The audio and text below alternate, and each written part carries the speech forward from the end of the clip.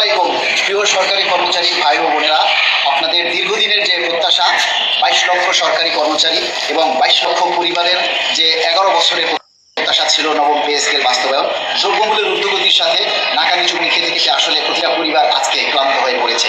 তারই ধারাবাহিকতায় বিভিন্ন সংগঠন এই পে স্কেল বাস্তবায়নের জন্য আসলে কাজ করে চলেছে। আমি শুধু আজকে আমার একার কথা বলবো না, আজকে যে পে স্কেলটা বাস্তবায়ন হবে সেটার জন্য আসলে বিভিন্ন সংগঠন কাজ করেছে, বিভিন্ন কর্মচারীরা আমাদের সাথে একত্রতা প্রকাশ করেছে, বিভিন্ন কর্মচারীরা আমাদের এই দাবির কথা জানিয়েছেন। যারা আমাদের এই দাবির সাথে একত্রতা প্রকাশ করেননি, যারা আমাদের এই দাবি বাস্তবায়নের জন্য কথা বলেননি বা আন্দোলনে মাঠে আসেননি, কারো প্রতি আজকে আমাদের কোনো রাগ নেই, কোনো ক্ষোভ নেই।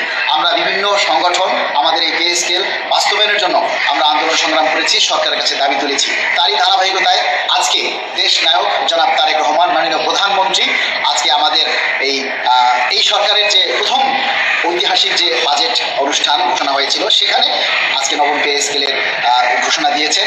আমরা কৃতজ্ঞতা জানাই সরকারের প্রতি, কৃতজ্ঞতা জানাই মাননীয় প্রধানমন্ত্রীর প্রতি, কৃতজ্ঞতা জানাই মাননীয় অর্থমন্ত্রীর প্রতি এবং কৃতজ্ঞতা জানাই সর্বস্তরের সচিব কমিটি, জাতীয় পে কমিশন, যারা এই পে স্কেল বাস্তবায়নের পিছনে নিরলসভাবে কাজ করেছেন। সকলের প্রতি আমরা বাংলাদেশ সরকারি কর্মকর্তা কর্মচারী কল্যাণ সমিতির পক্ষ থেকে আন্তরিক ধন্যবাদ এবং কৃতজ্ঞতা জানাই।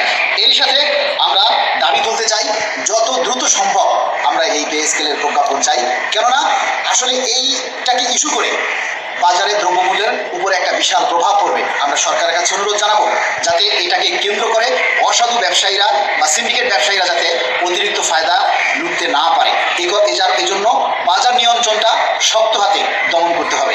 এবং সরকারের প্রতি আমরা দাবি জানাবো, অতীতের যে 3টা পে স্কেল হয়েছে 2005, 9 এবং 2015, কোনো পে স্কেলই আসলে 2 ধাপের বেশি সময় নেয়নি বাস্তবায়ী হতে। আজকে আমাদের এই যে মাননীয় প্রধানমন্ত্রী, বাংলাদেশের ইতিহাসে সেরা প্রধানমন্ত্রী হিসাবে আমরা স্বীকৃত দেই এবং আখ্যায়িত করি, সেই সেরা প্রধানমন্ত্রীর কাছে আমরা সেরাটাই চাই।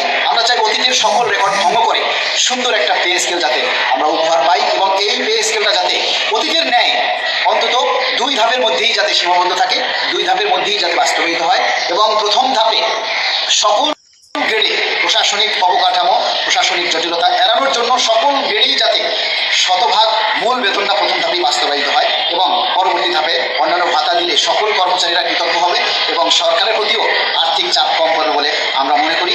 আমরা সরকারের হাতকে শক্তিশালী করার জন্য, এই দেশকে একটি স্বনির্ভর বাংলাদেশ হিসাবে গড়ে তোলার জন্য সরকারের সাথে কাঁধে কাঁধ মিলিয়ে আমরা কাজ করব। তবে সরকারের প্রতি আমাদের একটা অনুরোধ থাকবে, এই পে স্কেল বাস্তবায়ন করার পরও যদি কোনো ক্ষেত্রে কোনো কর্মচারী বা কোনো কর্মকর্তা দুর্নীতির আশ্রয় নেয়, তাদেরকে যাতে কঠোর হাতে দমন করা হয়। তাহলেই বাংলাদেশ সুন্দর একটা দেশ হিসাবে গড়ে তুলবে এবং এদেশের অর্থনৈতিক অবকাঠামো আরও মজবুত এবং শক্তিশালী হবে বলে আমরা আশা করি। ধন্যবাদ সবাইকে, ধন্যবাদ মাননীয় প্রধানমন্ত্রীকে।